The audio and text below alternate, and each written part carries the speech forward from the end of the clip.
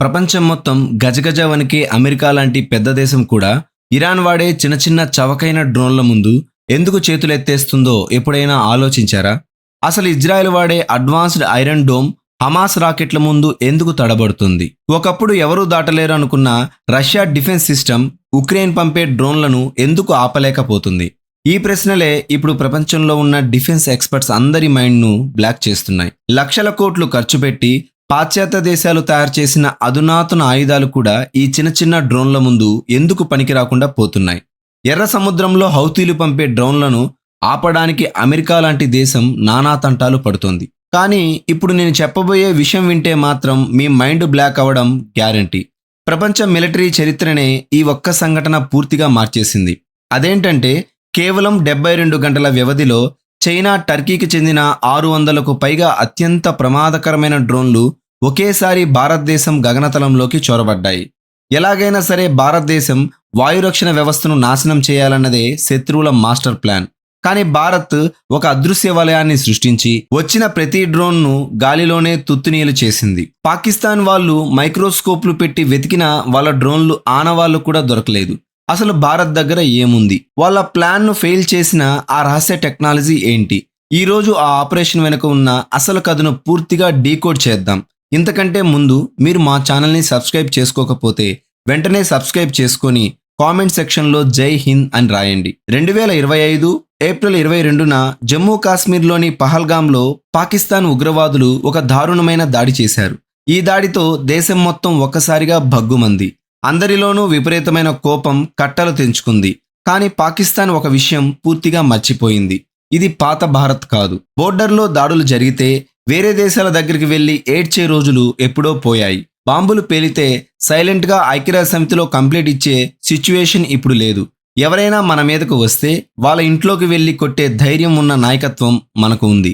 ఢిల్లీలోని సౌత్ బ్లాక్లో ప్రధాని మోదీ, అజిత్ దోవల్, డిఫెన్స్ మినిస్టర్ దళాల అధిపతులు అంతా కలిసి సీక్రెట్గా హై లెవెల్ మీటింగ్స్ పెట్టుకున్నారు. వాళ్ళకిచ్చే రిటర్న్ గిఫ్ట్ మామూలుగా ఉండకూడదు. శత్రువుల గుండెల్లో వణుకు పుట్టించాలి అన్నదే వాళ్ళ ఫైనల్ డెసిషన్. అక్కడే ఆపరేషన్ సింధూర్ అనే ఒక భయంకరమైన మిషన్కి ప్లాన్ చేశారు. 2025 మే 7వ తేదీ రాత్రి మన ఫైటర్ జెట్స్, స్పెషల్ ఫోర్సెస్ సైలెంట్గా బోర్డర్ను క్రాస్ చేశాయి. పాక్ ఆక్రమిత కాశ్మీర్లోని టెర్రరిస్ట్ లాంచ్ ప్యాడ్లు, కమాండ్ సెంటర్ల మీద మన వాళ్ళు చేసిన సర్జికల్ స్ట్రైక్స్ మామూలుగా లేవు. రావల్పిండిలోని పాకిస్తాన్ జనరల్స్కు రాత్రికి రాత్రే నిద్ర లేకుండా చేశాయి ఈ దాడులు. ఈ దాడి ఎంత స్పీడ్గా, ఎంత సైలెంట్గా జరిగిందంటే వాళ్ళు తేరుకుని తిరిగి దాడి చేద్దాం అనుకునే లోపే అంతా అయిపోయింది. ఆపరేషన్ సింధూర్తో వాళ్ళ మిలిటరీ కోలుకోలేని దెబ్బతింది. వాళ్ళ ఆయుధాల డిపోలు అన్నీ ఒకే రాత్రిలో బూడిదైపోయాయి. ఇక ఇప్పుడు ప్రపంచం ముందు పరువు నిలబెట్టుకోవడానికి పాకిస్తాన్ ఏదో ఒకటి చేయాలి. కానీ డైరెక్ట్గా యుద్ధం చేసే దమ్ము వాళ్ళకి లేదు. ఒకవేళ నేరుగా యుద్ధానికి వస్తే భారత్ కేవలం కొన్ని గంటల్లోనే వాళ్ళను ప్రపంచ పటం మీద లేకుండా చేస్తుందని వాళ్ళకు బాగా తెలుసు. పైగా వాళ్ళ దగ్గర సరైన డబ్బులు కూడా లేవు. అందుకే ఉక్రెయిన్, రష్యా యుద్ధం చూసి ఒక పిరికి ప్లాన్ వేశారు. మిలిటరీ భాషల్లో దీన్ని శాచురేషన్ అటాక్ అంటారు. అంటే మన రాడార్లను కన్ఫ్యూజ్ చేయడానికి ఒకేసారి 100ల కొద్దీ చవకైన డ్రోన్లను పంపడం అన్నమాట. దీనివల్ల మన కంప్యూటర్ సిస్టమ్స్ ఓవర్లోడ్ అయిపోయి మన కోట్లు విలువ చేసే క్షిపణులు దారి తప్పి వృధా అవుతాయి. ఒకసారి మన డిఫెన్స్ సిస్టమ్ కన్ఫ్యూజ్ అయ్యాక వెనక నుంచి పెద్ద క్షిపణులతో దాడి చేయాలన్నది వాళ్ళ బిగ్ స్కెచ్. ఈ ప్లాన్ను అమలు చేయడానికి చైనా, టర్కీల నుంచి అప్పు తెచ్చుకున్న లేటెస్ట్ డ్రోన్లను బోర్డర్ వెంబడి రాత్రికి రాత్రే రెడీ చేశారు. ఇందులో వాడే క్వాడ్ క్యాప్టర్లు, మెషిన్ గన్లు ఉన్న టర్కీ సాంగ్ డ్రోన్లు, ఏకంగా టార్గెట్ని ఢీకొట్టి పేలిపోయే చైనా సూసైడ్ డ్రోన్లు చాలా ఉన్నాయి. జమ్మూ కాశ్మీర్ మంచు కొండల నుంచి మొదలుపెట్టి పంజాబ్ పొలాలు, రాజస్థాన్ ఎడారులు, గుజరాత్ చిత్తడి నేలల వరకు పశ్చిమ సరిహద్దు మొత్తాన్ని ఒకేసారి టార్గెట్ చేశారు. భారతదేశం ఎయిర్ బేస్లు, కమ్యూనికేషన్ టవర్లు, ముఖ్యమైన సిటీలను మట్టి కరిపించాలని చూశారు. అసలు ఆ మే 7, 8, 9 తేదీల్లో జరిగిన ఆ దాడి గురించి వింటేనే ఒళ్ళు జలధరిస్తుంది. ఫస్ట్ రౌండ్లో పాకిస్తాన్ 300 నుంచి 500 డ్రోన్లను భారత్ వైపు వదిలింది. మన రాడార్లకు చిక్కకుండా ఇవి చెట్ల పైనుంచి కిందనే ఎగురుతూ వచ్చాయి. కొన్ని డ్రోన్లలో భయంకరమైన పేలుడు పదార్థాలు నింపారు. ఏ కాంక్రీట్ బిల్డింగ్ అయినా ఇట్టే కూలిపోయేంత పవర్ అందులో ఉంది. అయితే ఇందులో వాళ్ళ పెద్ద కుట్ర ఏంటంటే కొన్ని డ్రోన్లు కేవలం డమ్మీలు మాత్రమే. మన రాడార్లను మోసం చేసి ఈ చవకబారు డ్రోన్ల మీద మన క్షిపణులు వాడేలా చేసి మన డబ్బును బూడిది పాలు చేయాలన్నది వాళ్ళ ఐడియా.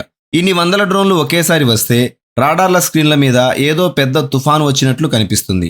ఆ తర్వాత సెకండ్ రౌండ్లో మరో 600 డ్రోన్లను పంపారు. మొత్తం 800 డ్రోన్లు దాకా వాడారు. నిజం చెప్పాలంటే ఇన్ని వందల డ్రోన్లు ఒకేసారి వస్తే అమెరికా ఇజ్రాయెల్ డిఫెన్స్ సిస్టమ్స్ కూడా ఖచ్చితంగా ఫెయిల్ అయ్యేవి. కానీ పాకిస్తాన్ ఒక విషయం మర్చిపోయింది.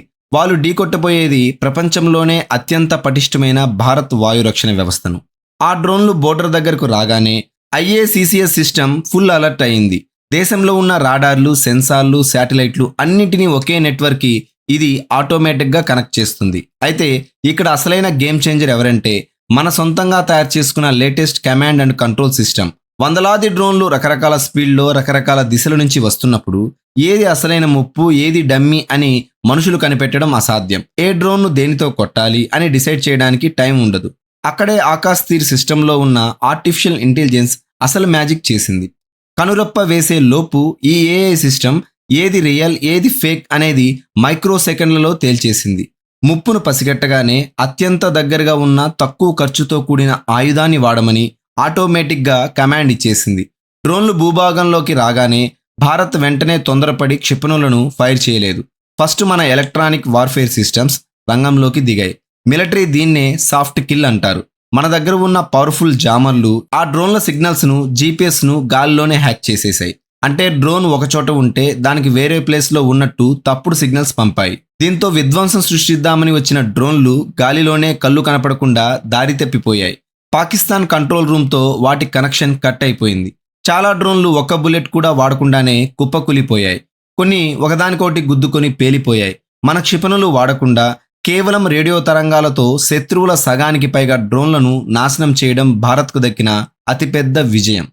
ఇలా కాకుండా ఎలాగోలాగా ఈ జామర్లను తప్పించుకొని లోపలికి వచ్చిన డ్రోన్లకు మన యాంటీ ఎయిర్క్రాఫ్ట్ గన్స్ భయంకరమైన మృత్యు స్వాగతం పలికాయి. L-70, ZU-23, షిల్కా లాంటి పాతకాలపు గన్స్ నుంచి కురిసిన తూటాల వర్షానికి కింద ఎగురుతున్న క్వాడ్ కాప్టర్లు గడ్డిపోచల్లా తుక్కుతుక్కైపోయాయి. ఇక్కడ మన వాళ్ళు వాడిన బ్రెయిన్ మామూలుది కాదు. ₹1,00,000 డ్రోన్ను కొట్టడానికి 20 కోట్ల రూపాయల క్షిపణి వాడితే మనం ఆర్థికంగా ఓడిపోతాం. ఉక్రెయిన్లో సరిగ్గా ఇదే జరిగింది. కానీ భారత్ చాలా స్మార్ట్గా కేవలం ₹100 ఖర్చయ్యే బుల్లెట్లతో ఆ డ్రోన్లను కింద పడేసింది. ఇక ఇవన్నీ దాటుకుని వచ్చిన పెద్ద సూసైడ్ డ్రోన్లను కొట్టడానికి మాత్రం మన సొంత ఆకాశ్ క్షిపణులను వాడారు. ఆకాశ్ పర్ఫెక్ట్గా పనిచేసి మన టెక్నాలజీ అమెరికా పేట్రియాట్కు గానీ, ఇజ్రాయెల్ ఐరన్ డోమ్కు గానీ ఏమాత్రం తీసిపోదని ప్రపంచానికి గట్టిగా ప్రూవ్ చేసింది. ఇక ఈ 72 గంటలు భారత్ కేవలం డ్రోన్లను ఆపుకుంటూ కూర్చోలేదు. పాకిస్తాన్ వాళ్ళు డ్రోన్లు పంపామని సంబరాలు చేసుకుంటున్న టైంలోనే భారత్ తన ప్రాణాంతకమైన డ్రోన్లను రంగంలోకి దించింది. ఇజ్రాయెల్ నుంచి కొన్న హారప్ డ్రోన్లు పూర్తిగా మన దేశంలో తయారైన నాగాస్త్ర 1 డ్రోన్లను ఉపయోగించి ఏకంగా పాకిస్తాన్ భూభాగంలోకి వెళ్లి వాళ్ళ కమాండ్ సెంటర్లను టార్గెట్ చేశారు. డ్రోన్లను కంట్రోల్ చేస్తున్న మొబైల్ యూనిట్లను మన డ్రోన్లు పర్ఫెక్ట్గా నాశనం చేశాయి. అంటే శత్రువుల బాణాలు ఆపడమే కాదు, బాణాలు వేసిన చేతులను కూడా నరికేసింది మన భారత్. ఆ నరకం లాంటి రాత్రి గడిచిపోయి ఉదయం సూర్యుడు వచ్చేసరికి యావత్ ప్రపంచం మొత్తం షాక్ అయింది. పంపిన వందలాది డ్రోన్లలో ఒక్కటి కూడా దాన్ని టార్గెట్ను తాకలేదు. మన వాయురక్షణ వ్యవస్థ ఎవరూ భేదించలేని కోటలా నిలబడింది. పాకిస్తాన్ ప్లాన్ ఘోరంగా ఫెయిల్ అయ్యి వాళ్ళ నడుము విరిగిపోయింది. అమెరికా లాంటి పెద్ద దేశాల శాటిలైట్లు ఈ డేటాను చూసి పెంటగాన్లో సైలెంట్ అయిపోయారు. ఉక్రెయిన్లో ఎన్నో పాశ్చాత్య దేశాలు కలిసి చేయలేని పని మన భారత్ ఎలాంటి విదేశీ సహాయం లేకుండా అత్యంత సింపుల్గా సాల్వ్ చేసింది. ఎర్ర సముద్రంలో అమెరికా నౌకలను తలనొప్పిగా మారిన డ్రోన్ దాడులను భారత్ చిటికలో ఎదుర్కొన్న తీరు చూసి అందరూ ఆశ్చర్యపోయారు. ఇక చైనా గర్వంగా చెప్పుకునే జియా డ్రోన్లు ఫెయిల్ అవడంతో చైనా ఆర్మీకి ఏం చేయాలో పాలుపోలేదు. వాళ్ళ డ్రోన్ మార్కెట్కి పెద్ద దెబ్బ పడింది. తనను తాను డ్రోన్ సూపర్ పవర్ అనుకున్న టర్కీ బ్రాండ్ ఇమేజ్ కూడా రాత్రికి రాత్రే నేలమట్టం అయిపోయింది. ఒకప్పుడు చిన్న తుపాకుల కోసం, సాధారణ రాడార్ల కోసం వేరే దేశాల వైపు చూసేవాళ్ళం. పాత హయాంలో డిఫెన్స్ ఫైళ్లు సంవత్సరాల తరబడి దుమ్ము పట్టిపోయేవి. బడ్జెట్ కూడా లేదనేవారు. కానీ ఈరోజు సీన్ పూర్తిగా మారిపోయింది. ఆత్మనిర్భర్ భారత్ వల్ల మన ప్రైవేట్ కంపెనీలు, DRDO కలిసి ప్రపంచ స్థాయి టెక్నాలజీని తయారు చేస్తున్నాయి. ఈ ఆపరేషన్ చూశాక UAE, అర్మేనియా ఇంకా ఆఫ్రికాలోని డజన్ల కొద్ది దేశాలు మన ఆకాశ్ సిస్టమ్ కోసం క్యూ కడుతున్నాయి. ఇలాంటి ఏఐ సిస్టమ్ ఉంటే ఆటోమేటిక్గా తమ దేశాన్ని కాపాడుకోవచ్చని వాళ్ళు మన ప్రభుత్వంతో డీల్స్ సెట్ చేసుకుంటున్నారు. ఒకప్పుడు ఆయుధాలు కొనే స్థానంలో ఉన్న భారత్ ఇప్పుడు వేల కోట్ల రూపాయల రక్షణ ఎగుమతులతో దూసుకుపోతుంది. 2026 నాటికి మన రక్షణ ఎగుమతులు 50,000 కోట్లు దాటబోతున్నాయి. ఇదొక అద్భుతమైన మార్పు అని చెప్పవచ్చు. ఫైనల్గా ఒక్కసారి పాకిస్తాన్ పరిస్థితి చూడండి. ఈ దాడి కోసం వందల మిలియన్ల డాలర్లు తగలేసింది. దేశంలో ప్రజలకు తినడానికి తిండి కూడా లేదు, కరెంట్ లేదు. బ్రతకడానికి IMF దగ్గరికి వెళ్ళి అప్పుల కోసం అడుక్కునే ఆ దేశం తన ఖజానా మొత్తం ఖాళీ చేసి మరీ ఈ దాడి చేసింది. కానీ భారత్ చాలా తెలివిగా తక్కువ ఖర్చుతో వాళ్ళ డ్రోన్లను నాశనం చేసి వాళ్ళని మిలిటరీ పరంగానే కాదు ఆర్థికంగా కూడా కోలుకోలేని దెబ్బ కొట్టింది. యుద్ధం కేవలం ఆయుధాలతోనే కాదు ఆర్థికంగా కూడా చేయొచ్చని భారత ప్రపంచానికి ప్రూవ్ చేసింది. ఈ సంఘటన భవిష్యత్తులో జరగబోయే యుద్ధాలకు ఒక ట్రైలర్ లాంటిది. ఫ్యూచర్ యుద్ధాలు అన్నీ ఏఐ, డ్రోన్లు, సైబర్ దాడుల చుట్టూనే తిరుగుతాయి. అందులో మన భారతదేశం టాప్ పొజిషన్లో ఉంటుందని అనడంలో ఎలాంటి సందేహం లేదు. కానీ ఇంత జరిగినా పాకిస్తాన్ బుద్ధి మార్చుకోలేదు. మళ్ళీ కొత్త డ్రోన్లు కొనడానికి రెడీ అవుతుంది. ఇలాంటి తెలివి తక్కువ దేశం గురించి మనమేం చెబుతాం? అసలు వాళ్ళ మైండ్ సెట్ ఏంటో ఆ దేవుడికే తెలియాలి. దీని మీద మీ అభిప్రాయం ఏంటో కామెంట్స్లో ఖచ్చితంగా చెప్పండి. Thank you. జై హింద్.